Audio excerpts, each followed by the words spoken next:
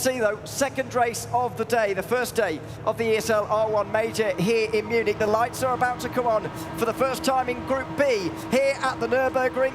We are underway. Josh Rogers with a very good start in the Porsche. Kevin Ellis Jr. not quite so much. That's allowed Osgaard to get through. Here comes Nikodem Wisniewski through from 5th place, nearly into 3rd already. Down into turn 1. Rogers goes a bit deep on the brakes, but he's fine in 1st position. It's Kevin Ellis Jr. followed by Tommy Osgaard, then Max Benecke alongside Nikodem Wisniewski. Whoa, big slides heading through this middle sector from one of the Team Redline drivers. That's very, very sketchy. I think that is Kevin Siggy trying to fight his way through behind Jeffrey Rietveld. This is going out wide. Maximilian Benecke just squeezing on the run down towards the chicane. That was a very sketchy start. Nikodem Wisniewski going on the attack, but he's actually dropped down a position as we see the other Mouse driver.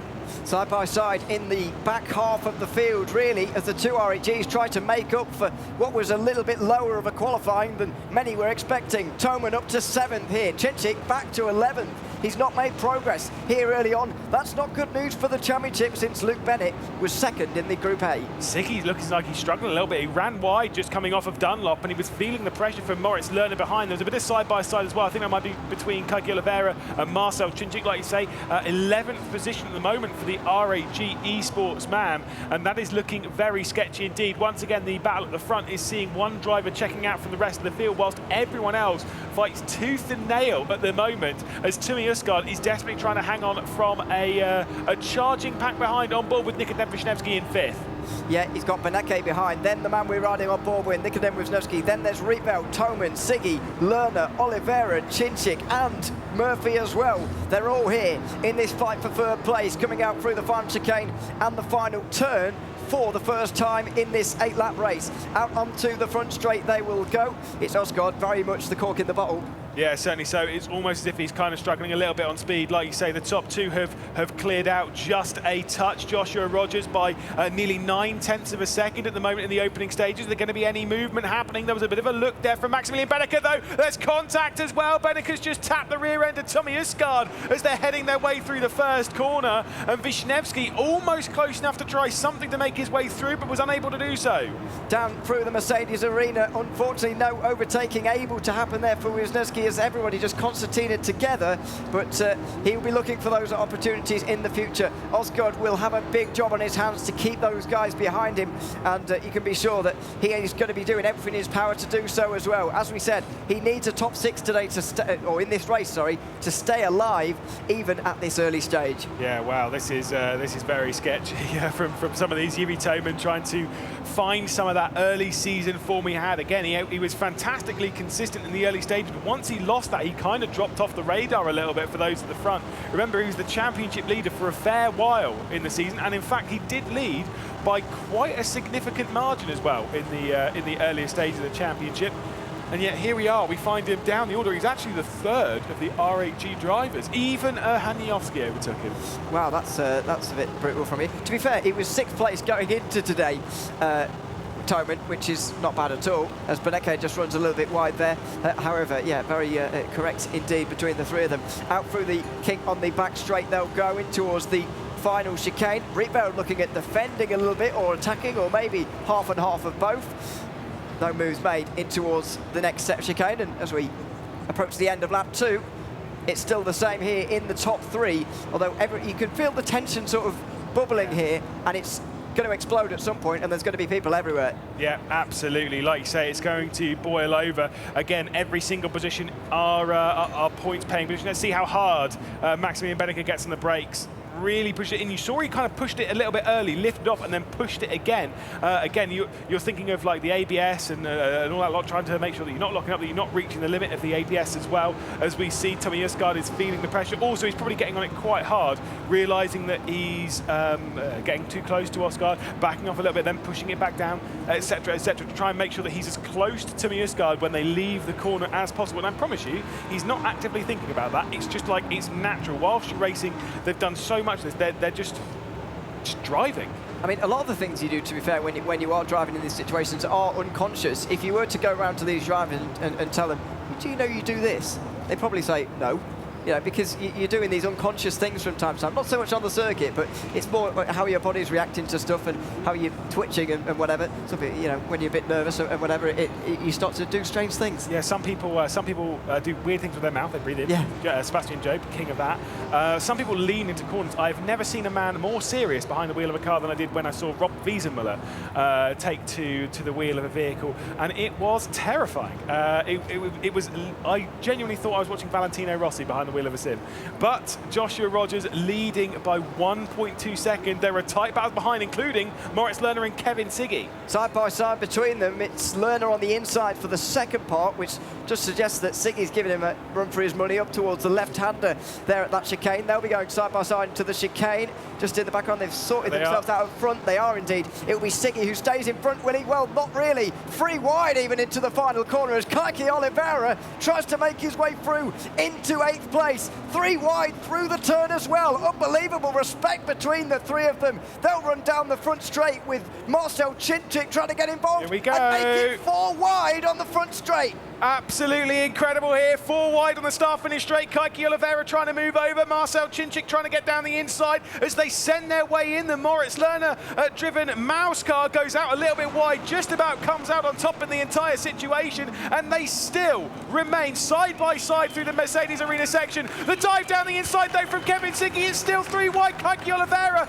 just about giving enough room. Fantastic stuff, and the Furia car goes to 9. Unbelievable racing, but great presence of mind from Kaiki Oliveira to gain 2 places out of what was a potentially very precarious situation in all of that in the end. Meanwhile, up front, Max Benecke has got ahead of Tommy Osgaard for 3rd place at the moment. That's all closing up as well, but that battle was unbelievable. I've not seen Pim go 3 wide for quite so long in a very long time. Yeah, phenomenal stuff. Very close battles as well for 3rd. Benecke and then Osgaard and then Wisniewski, but wow, 4 wide on the start-finish straight. Once again, when we say that we're talking about 24 of the absolute best drivers in the world of sim racing, it is examples like that which show why we are talking about the best drivers in sim racing. Absolutely phenomenal stuff. Maybe not too much speed being taken by Kevin Siggy as they depart the Michael Schumacher-esque. And once again, Marcel Chinchik's remaining quite close. Eamon Murphy sat off the rear of them.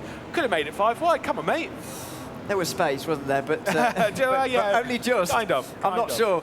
But thankfully that didn't happen. What great racing it was, though. Chinchik, somewhat surprisingly, still stuck here, despite having such a great regular season.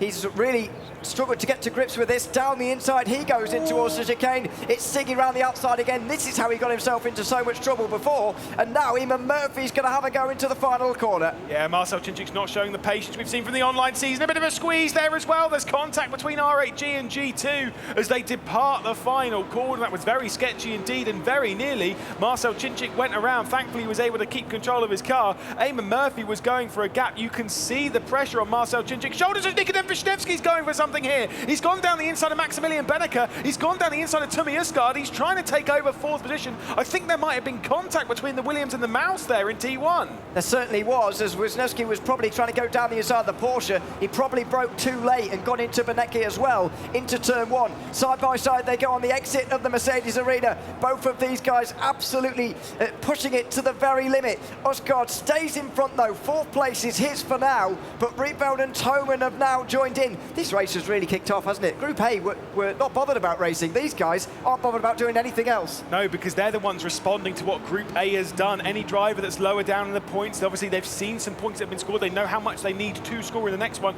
That will flip-flop because, of course, the next race after this will be a Group B race. It'll be their 2nd race, and then we will get on the Group A drivers once more, and we'll flip-flop like that throughout the day, meaning that you're always responding. You're never always behind. You're always kind of responding to what's going on, and everyone gets to respond for 2 races. It's a crazy format, but it's what's going to provide some very interesting racing, especially coming into that final race. And don't forget, both groups have to respond to falling behind on 2 occasions as well. So this is the first time that Group B will do it. When we come off the other side of race number 6, Group B will be back. Is it 6? Don't know. But on another occasion, they'll be trying to make up some points after having lost some, with Group A going twice in a row. And then the very last race, importantly, will be Group A. They will have all the cards in their hand, if you like. Group B have got to do what they can and hope that results go their way right at the very end, which is I wouldn't want to be in that place, put it that way. No, absolutely not. I'll tell you one driver who's definitely scoring some decent points right now. It's Kevin Ellis Jr. Could it be 5 more though, because look at Joshua Rogers. Look at the gap between Joshua Rogers and Kevin Ellis Jr. The Apex Racing Team driver is closing in right now. Potentially some decent management from Alex Simpson, who's obviously in the ear of Kevin Ellis Jr. constantly trying to guide the Flying Scotsman through the race. And it's another example of an Audi getting stronger as the race goes on. Absolutely. We were talking about this before the race. It's continued again and again. This is the moment, though. The highlight of the day so far, surely. 3 wide through the final corner. And then Marcel Chinchik thinks, well, that's not enough. I'll add another one. Down the inside he goes to make it 4 wide across the front straight. We have not seen anything like that all season long. Yeah, brilliant stuff. Again, great drone footage there from Connery Maddock behind the scenes, trying to get the replays to us. You can see this, like the chops and change. It was almost 4 wide off the corner. Had Kevin Siggy had enough room, obviously he's the one that's lost out and all that to Marcel Chinchik. Tries to force his way back through on the Furia there, the red line, and Marcel Chinchik also getting muscled out. Moritz Lerner kind of checks out at this point, and once again, the fight's behind. I mean, like I say, space given. They were leaning on each other. That's what I'm liking about what I'm seeing on Rennsport, is they can kind of get away with leaning on each other a little bit. And to be fair, when it comes to close racing, whilst motorsport is a non-contact sport, and that is a hill I'll die on, I don't mind a little bit of leaning.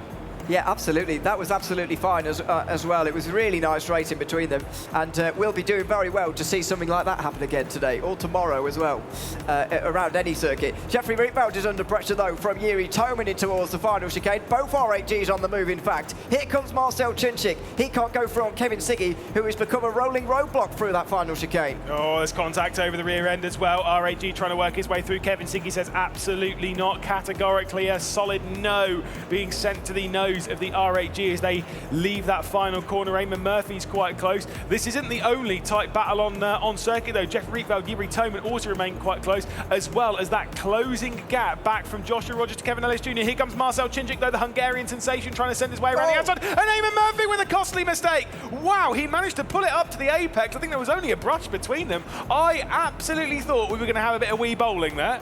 You've got to be so careful when you're trying to make an over and under like that, Chinchik. He's made it again. Dive down the inside at turn 3. That could be something for race control to have a look at in the Mercedes arena. It was a big dive. Was it on? Was it not? That's what we'll be looking at. You're shaking your head already.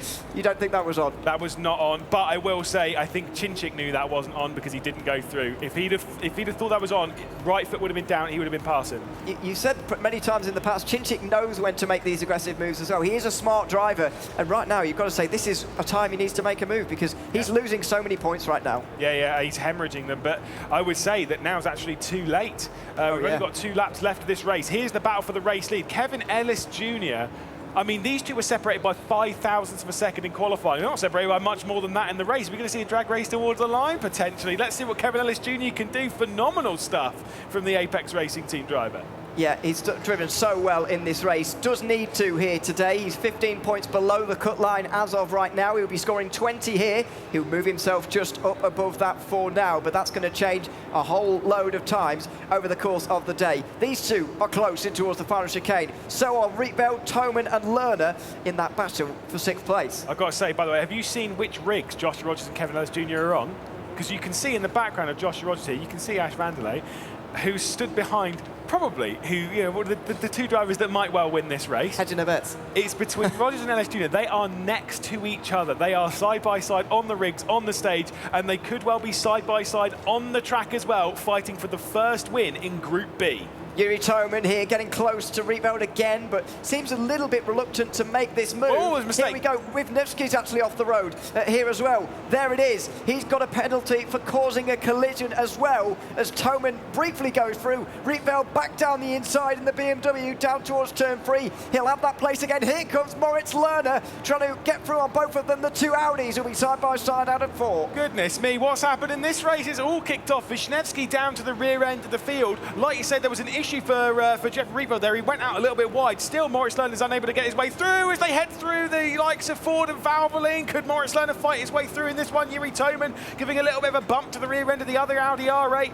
This is incredible stuff. Let's Let's see if there is going to be the move here. Once again to the outside into the Dunlop hairpin. Lerner's going to send it in. Could it be a phenomenal move? He's not leaving anything on the table. He's out wide, and the red line car's going to be able to hang on. He should be able to keep Yuri Toman at bay. What a race this has been so far. Fantastic battling from start to finish, and it won't end until the very end here for Jeffrey Rietveld, Moritz Lerner and Yuri Toman here in this fight for 5th position. The red line BMW currently at the head of the field. Lerner has gained a place on this lap ahead of the R8G Audi. You can just see behind of Yuri Toman.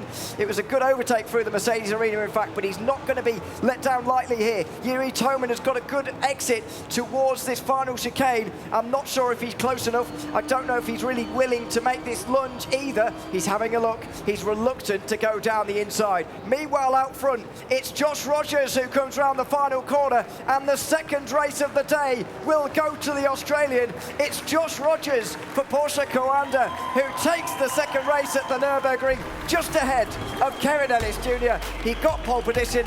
He was leading out of turn 1. It's the same old story again, despite the fact that race was significantly closer than the last.